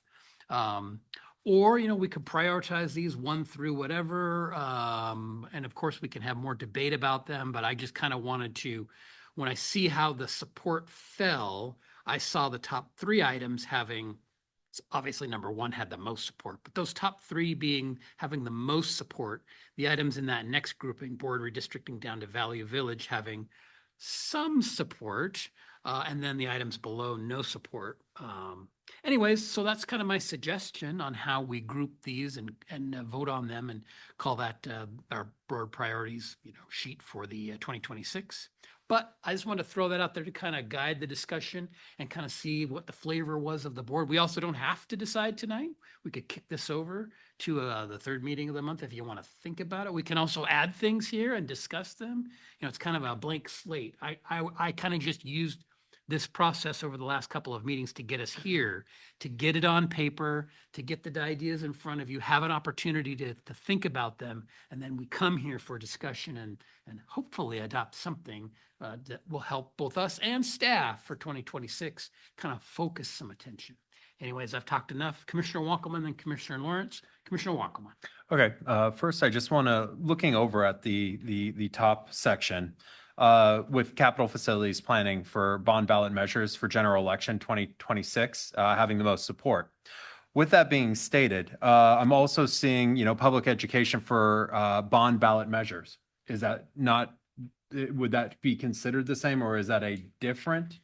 Because when I'm thinking of capital, Actually is kind of the same. yeah, and there was that one, and then I believe there was one other one. The organizational roadmap for capital facilities plan. I don't know, this is kind of where I started to see them all as the same, and I wasn't sure how to decipher, since there were, I basically what I saw it as saying the same thing three different ways. Probably a reasonable observation. We could potentially strike both those organizational roadmap and public education, the two you just mentioned, because they're kind of subsumed within number one at the Okay. top. I just was hoping for some clarification on that. Thank you. No, Commissioner, no? Sure. Commissioner Furnoff? Why not? Yeah, go ahead. I wasn't prepared to say anything, but why not? We just had a nice visit down the state capitol and talked about all sorts of legislative issues. This is directed at the chief. Do you see a need to put any of the issues that we were down championing besides the one that is statutory authority for fire code? I know we had some wildland and some other ones on there. Is that something that you would like to see the board continue to discuss and back in any meaningful way? Yeah, thank you. I think we have a good dialogue going with the board and what you're looking for. Correct me if I'm wrong, but I feel the board wants to be engaged on these issues, and I feel that staff in collaboration with the board is taking active steps to be engaged both at the state and national level. And I would say staff is comfortable with where we're at, as long as we keep the dialogue and make sure we're aligned in what you want us to advocate for. Thank you, sir. Commissioner Chan. Yeah, I think some of them are like Value Village property acquisition. I thought we're ongoing, right? I don't think we can list it as not important or what. I don't think that even should be part of what a priority, because if they come back to us, I think we should continue, right? So what I'm trying to say to a lot of them, I think I agree with Joe that why don't we kind of consolidate some of the stuff, and then we'll come back next week and say what do we want to do? Well, I mean, but part of this discussion is how do you want to consolidate it? What, you just want to get rid of the Valley Village, strike that off the issue, or Yeah, well, move it down below? No, but I mean, I don't think that is really ongoing thing. I don't think we should really, so part of priority, yeah. Go Yeah, ahead. currently, we're not looking at any resolution with the Value Village property for about 18 months right now. Oh, okay. Why is that? The cleanup study, all the work that's being conducted on the environmental issues. Okay, so that won't be, and we still have the right to buy the property, right? It's not. Yeah, we're leading up to that, but right now we're probably not going to have anything conclusive for about 18 months. Okay, then we just strike it off then, yeah.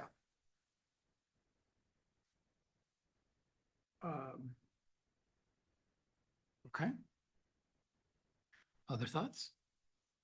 What about the items at the bottom? Drop them, call them something else? Okay, training consolidation. Isn't that something you're working right now?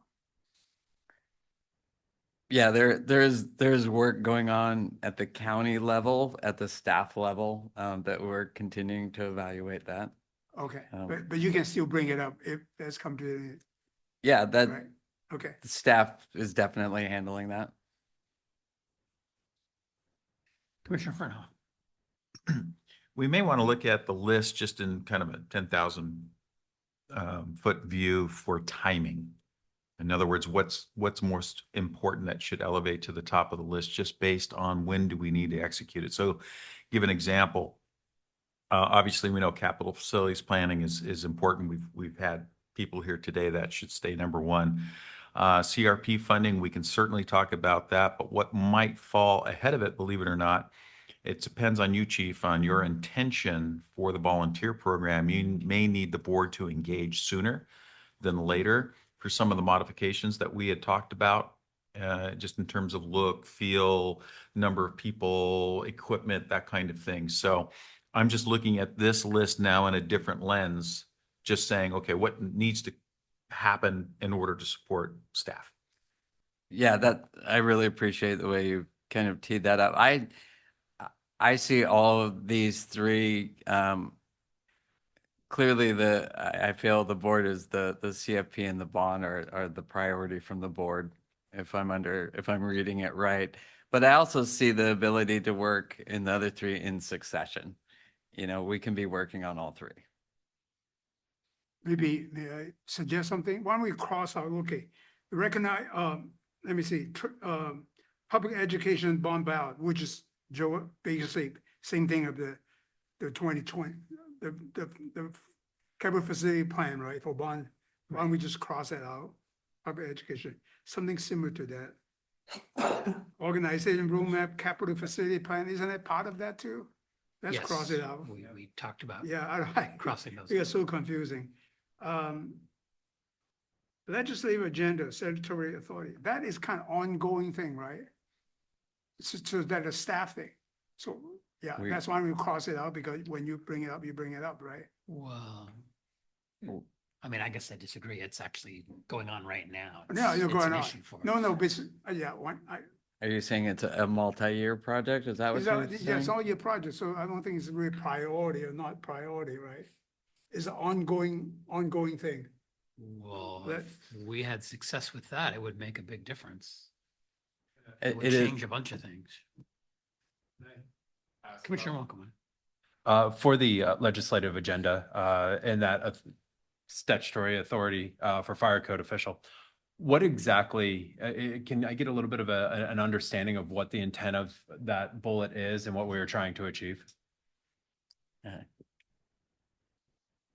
Sir, are you asking for specifics on the House bill or the Senate bill, or are you asking why is it on this document?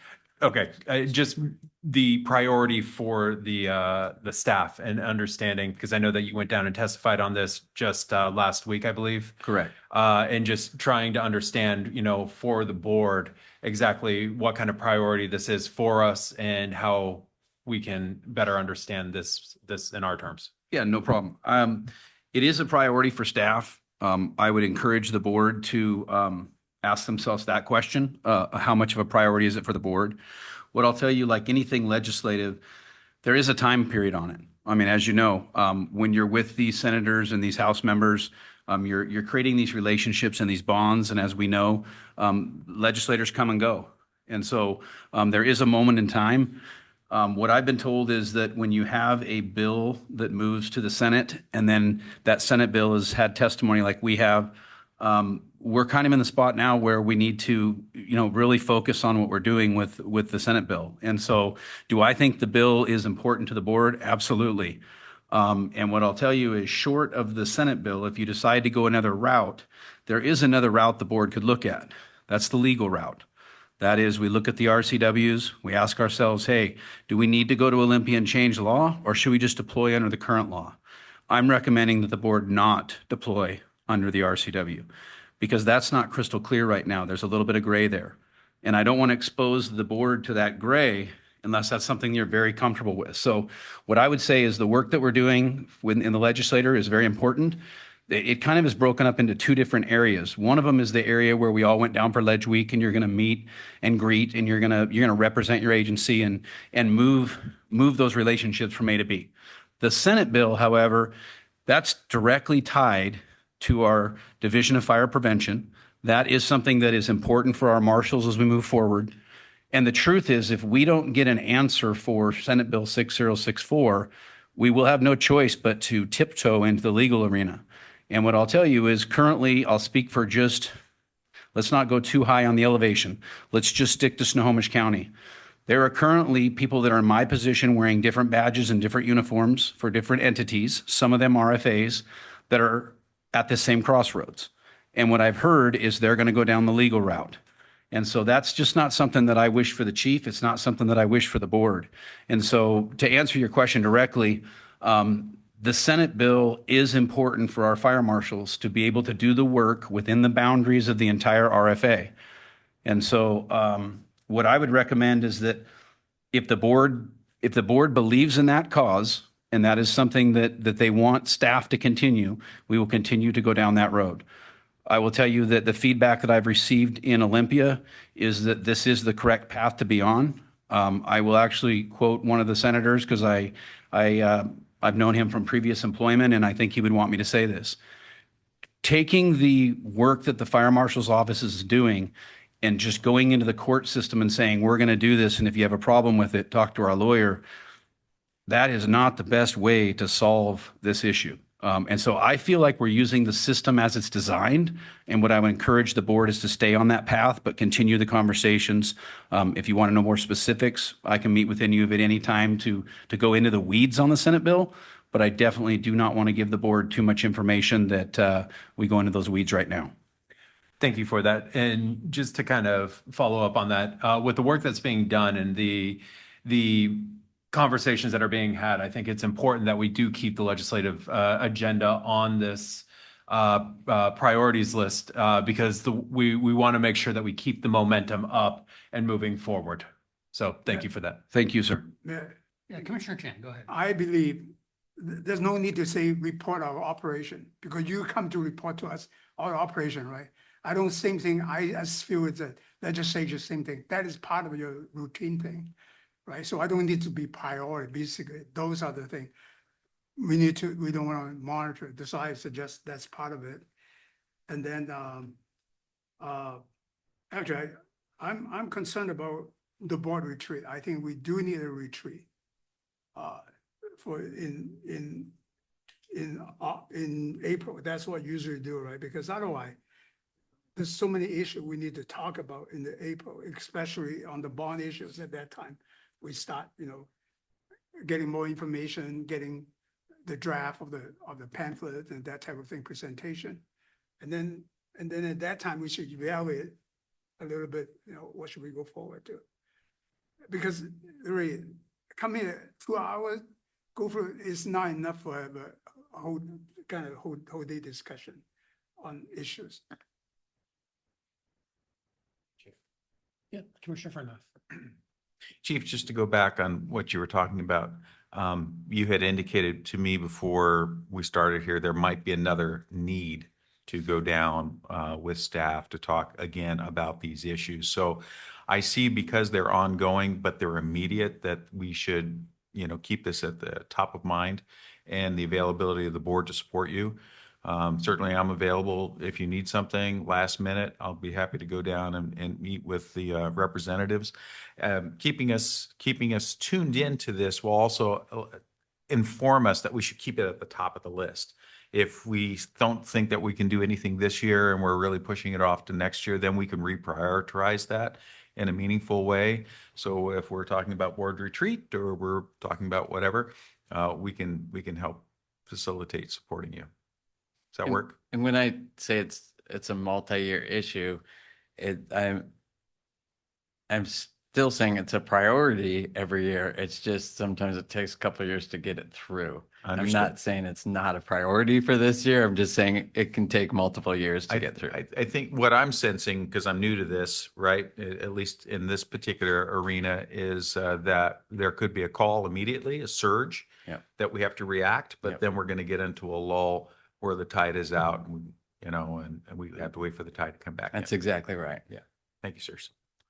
So I haven't heard anybody defend the items at the very bottom, what are listed here as the other board priorities. So my suggestion is we drop those off the list and focus just on the things that are above the line on this page. How about I reorganize this a little bit and come back next week with a new sheet that focuses just on the top, with the top 3 things being board priorities, the other things, other board priorities, quote, other board priorities.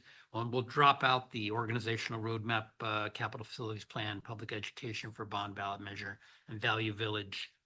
I'll bring that back. We can have some more discussion, and that will focus us down to the things that had some support. Okay. And continued discussion, so nothing's Right. finalized, and things could be added. Yes, Commissioner Furnace. I might suggest that if we can put these up on the board and then maybe live, just reorder them like in a spreadsheet or something like that. Okay. That would give everybody that's online too a closer look at, what our decision-making process is. And if we need to break it down from a urgent priority to a second priority or, low priority or whatever, that might also help us just to categorize them in a meaningful way. Okay. Yep. Well, that sounds like a plan. Okay, so we'll talk some more about this next week at the work session. Great. All right. So that is or was board priorities item 11B. That moves us forward to item 12, which is new business and establishment of 2026 benefit charge appeals deadline and review board. And this will be with our CFO, Mr. Bothwell. Good evening. Good evening, Chair. Good evening, Commissioners. One of the requirements of having a benefit charge is that we must provide an opportunity for property owners to appeal their benefit charge. And the purpose of this agenda item is to satisfy the administrative requirements related to the 2 possible appeals. So the requirements are as follows. The RFA must establish an appeals review board, appoint 3 individuals to serve on the review board, establish a time period for the board's existence of not less than 14 days, and establish a deadline for appeals. The resolution that's in your packet materials does the following. It establishes the review board and appoints Assistant Chief Anderson, Communications Director Veely, and myself to serve on the board. It establishes a 60-day window from February 16th through April 16th for the existence of the review board, and it sets April 1st as the deadline for appeals. Approval of the resolution in your packet would satisfy the requirements related to the benefit charge appeals. And I think you're all aware, the RFA has never had a benefit charge appeal, but we'll certainly keep you posted if that changes this year. And we are seeking action on this item tonight, and I'm happy to answer any questions. Mr. Bothwell, a question for you. Is this, can you highlight for us any differences from, other than personnel on the panel possibly, any differences in process from last year? None. Great. Other general questions on the issue for Mr. Bothwell? Chairman. Yes, Commissioner Furno. Meaning that we're going to do it the same way we did last year? Yes, Thank you. And remind me, last year, nobody come and petition, right? correct. Yeah. Any other general questions on the issue for Mr. Bothwell? If not, I think we're ready for action. So I'll move we adopt resolution 0203-2026-03, which establishes a review board for benefit charge appeals for calendar year 2026. Is there a second? I'll second. Seconded by Commissioner Chan. It's been moved and seconded to adopt that resolution. Establishing that review board. Is there discussion on the motion? Any discussion on the motion? If not, we'll move to a vote. All in favor, please say aye. Aye. Any opposed? Aye. Sorry, Commissioner Rowland voting aye or nay? Aye. Aye, very good. Passes unanimously. Perfect. Thank you all. Great. Thank you, Mr. Bothwell. Okay, that was item 12A. That moves us on to committee updates, starting with Capital Facilities Plan Committee, Commissioner Wankelman. Going to my notes real quick. All right, as we did, we had the conversation earlier today, which there's a lot going on with the capital facilities plan with the bond attorney, which we approved. We're still looking at capital cities project management and the fiduciary legal as well. I currently have Christy, who's working on the communications plan. Basically milestones with kind of February, starting the interaction, starting to get the messaging, and April being potential public hearings with a board resolution vote. July is the hard deadline for the board to place the measure on the ballot. We're also looking at, key strategic debates, different town halls. It was proposed 3. There were some conversations about 5 or 7 of those that we need to kind of discuss. And other than that, just know that the team is working extremely diligently and hard to get the best players into this conversation that are going to be able to help us get the bond passed and do it legally and ethically correct. So. Great. Thank you, Commissioner Wankelman.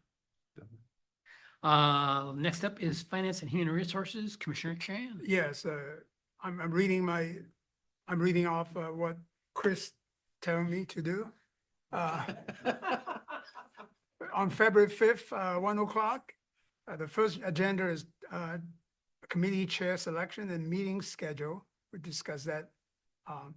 And then the second one, HR division staffing update. So we're going to hear from the chief what's going on. And then number 3 is 2026 Finance Division Work Plan. So our CFO is going to give us a work plan, tell us what to do for the rest of the committee member. Thank you. Do you want to add up anything different? Okay. I think I sent you that agenda before, or Chris have done. If you don't have it, let me know. I'll send you again. All right. Any other questions, anybody? No? Okay. All right, next up, we have intergovernmental. Commissioner Wittes is no longer with us on the meeting. Anybody else from intergovernmental have anything to chime in with? Yeah, I think what we did before, prior week, I confirmed with people that intergovernment committee need help to be in relationship with all the cities. So I reassigned, everybody say yes already. So I'm gonna just continue, make sure that, there's connections in the city. Sounds good. All right, and lastly, then we have Snow 911, Commissioner Vernoff. Yes, thank you. We'll be meeting next week, I believe, in person at Snow 911. I think that's correct. Sometimes we bounce between virtual and in person. The hot potato right now that's being discussed at Snow 911 is a effort to remove from our public safety radios that currently support police and fire. Notice I said police and fire. Law enforcement, the LE-TAC group, which is what it's known as, I believe, I think that's the right term, was petitioning to have basically fire department radios who can currently interop with law enforcement to have those frequencies removed or blocked, or however you want to say it, from from fire radios. So fire would not be able to communicate with police.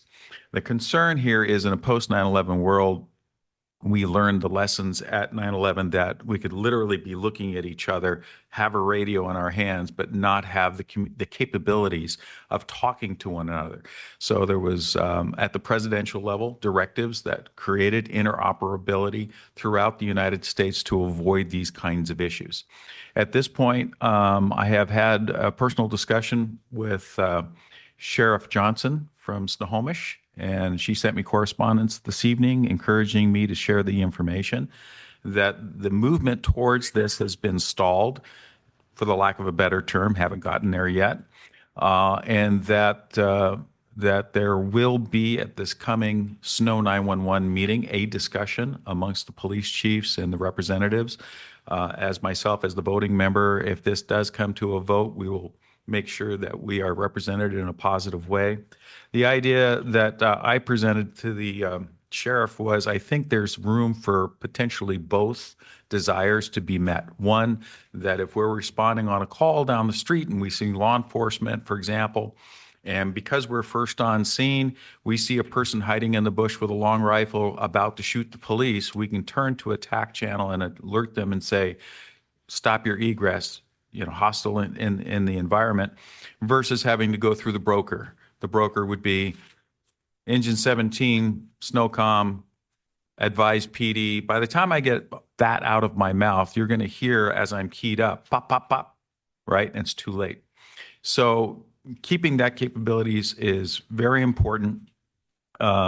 If we do go down this path, it will probably be a recommendation that law enforcement create a separate bank or separate zone or separate whatever they want to call it in their radios that says, hey, you got special ops going, you've got something really concerning, be in this pool here, which is encrypted and keeps the folks, and they're really, their desire here is to keep people with scanners from being able to discover that they're potentially staging, going to do some sort of, police activity against the two-legged threat, as they like to put it. And my encouragement is to keep those channels that we currently run on simultaneous calls for traffic accidents and these kinds of things, that we're still able to talk. And the sheriff was very responsive to that. We will have the discussion here this next Snow 911 meeting, which is Thursday of next week, I believe. There is a separate discussion that might be also on the table, and that is when the Snow 911 system was put together, and that is a 700, 800 megahertz radio technology called a P25 Phase 2 TDMA system, if you want to get technical, is basically kind of an island within the I-5 corridor that makes up several counties, Snohomish, King, Pierce, most notably. Unfortunately, when we have a major incident like we did with the flooding, and we're inviting all of our friends to come from east of the mountains here, or from the islands, or from Jefferson County here, they're not rolling in on the same system. And so it identified a gap that was discussed about 2 years ago or so with Snow 911 about what these other agencies are coming into our environment on, and that's called VHF radio. VHF radio was really common in the fire service for many years. When I first started in 1980 or so, that's exactly what we used. Some departments, and speaking with other fire chiefs, have gone out at their own expense, have installed VHF radios in their rigs because they know that they have that handshake with neighboring jurisdictions that solely operate in that environment. So the discussion has been surfaced from some very concerned people, mostly on the border of the agencies that have to move east. But it's also revealed when we had National Guard movement up here, for example, we had to issue basically a cache of handheld radios to try to get everybody plugged in together. That if they do activate, and this is kind of the operative word here, we bought very sophisticated radios, APX 8000 radios that have tri-bands in them. In other words, they have everything that you would need. But apparently Snow 911, because of a cost barrier, did not activate the VHF component of fire radios for all of Snohomish County. So it's a gap. So to do this, fire chiefs have petitioned or at least brought to the attention of Snow 911 to activate these components within the radio. Unfortunately, the provider of the radios, which is Motorola, also has a policy of that would be an individual license or a component license that when activated, you have to then give over money to Motorola. That has come in at the tune of $800,000 to activate that missing link. But in my opinion, just as somebody who's worked in the Federal Emergency Management Agency, FEMA, on an incident management team that traveled the United States to all the major Type 1 incidents, I can tell you that communications is the last thing you want to have to worry about when you have to go, together, on your common frequency. So this will be an interesting discussion. Those two components also represent the first one with the law enforcement. If we remove those channels, we actually bought those same radios with the capability of receiving encrypted communication. And it's called AES 256 encryption that they put into these little radios. Well, that in itself is a license to have that in the radio, that capability. So it's already been paid for by the taxpayer. If we were to proceed and say, no, fire, you can't play any longer on law enforcement frequencies, you can't listen to us, you can't hear us, that would be something that we paid for in advance to match the post 9/11 world of interoperable communications, so it would defeat the purpose to do so. On the other hand, the VHF comment is more related to an incomplete communication system, something that cannot be managed across the board, whether it's 7, 8, 100 megahertz VHF or whatever your operable frequency is. So we would be adding to the system at a tune of $800,000. So we have some things to work out. I think that's it. Okay. Sorry, Mark. Thank you, Commissioner Furno. to say, but I can't remember. All right, thank you. That brings us forward then to item number 14, which is commissioner comments. Are there commissioner comments? Commissioner Walkelman, go ahead.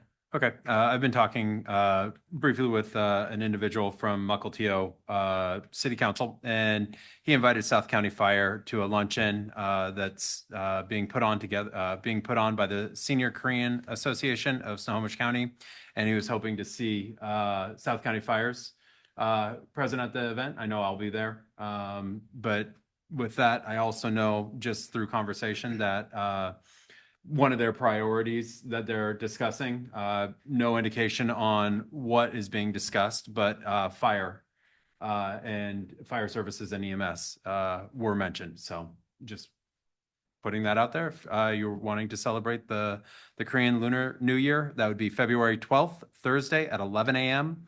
at the Edgewood Church in Edmonds. Did you send that out? Email? I will, yes. Okay, it's not in the Mukilteo, they have the different one. Yep, this one is the one that I got the invitation to is the one in Edmonds. Edmund is a Korean church today. Mm-hmm. Okay. So I will send out the invitation, but I thought it was good that Mukilteo is reaching out. Yeah, that sounds good. Thank you. Other commissioner comments? Well, I don't want to, because this is the first meeting, so I'm going to defer my comment next week, just for you. Chief, did you have something you want to say? Yeah, just really quickly to add on to Commissioner Furnoff, Kurt Mills reached out to me. We've already met. He just want to encourage the continued great relationship, being the largest provider of fire and EMS in Snohomish County. And he just wanted to express how important it is that we stay very engaged. Appreciated Commissioner Fernerhoff, your participation, asking if I would be backfilling Chief Eastman's role. I said that's quite likely. And then also another important thing that Chief Eastman was working on was their technology committee, which is looking at what is the new CAD software for the future. And I've asked Chief Chalfant actually has done a lot in our software for our operations and supporting dispatch. And so I thought as that'll be one of Chief Eastman's roles through this next 5 months as he, goes down, Chief Chalfant will be ramping up on that committee so that we will have input on the next CAD, the computer aided dispatch, the way we dispatch, amongst many other things in Snohomish County. For commissioner comments, I wanted to thank everybody that came out to the Snow Isle Fire Commissioners dinner on a banquet and a meeting on January 24th. We had Les Real, president of the WFCA from Yakima County, was out with his wife, and also Tori Pettis, who is the communication specialist for WFCA, but is now the deputy director, deputy executive director of WFCA, and she's the incoming executive director replacing Roger Ferris in, I want to say, she said maybe April or May of this year. So that was nice to have her come out with her husband to that meeting. So a good time was had by all. So thanks for everybody that came out to that.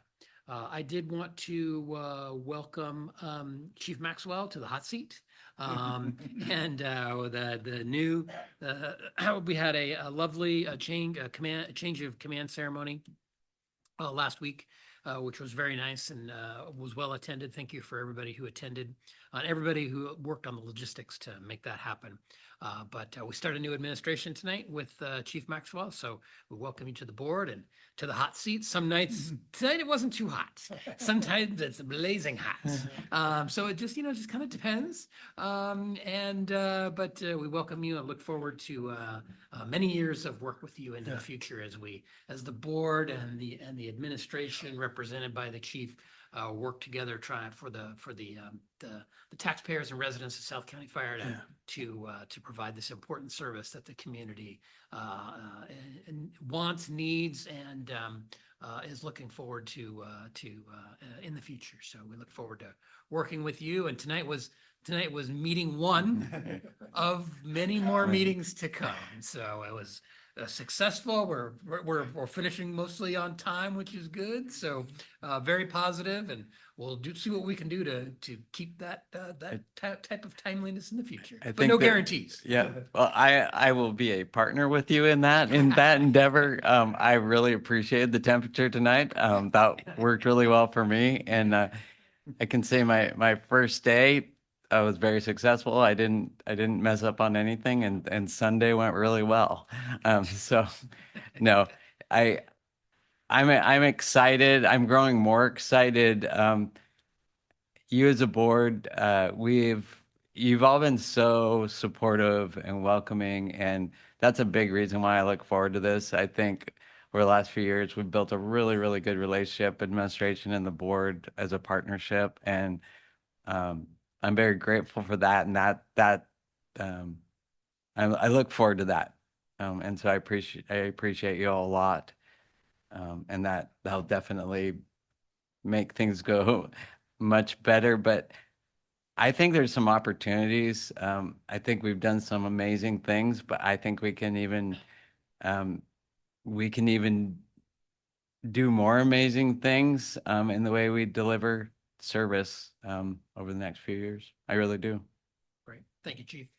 Any other commissioner comments? Yes, Commissioner Fernhoff. I just wanted to point out and thank our new fire chief for wearing his tie. I think it looks amazing. Thank you. Any other commissioner comments? If not, we do not have an executive session. We have no other business. Our next meeting is next Tuesday at 7 p.m. for a work session. And without objection, we are adjourned. Thank you. Thank you.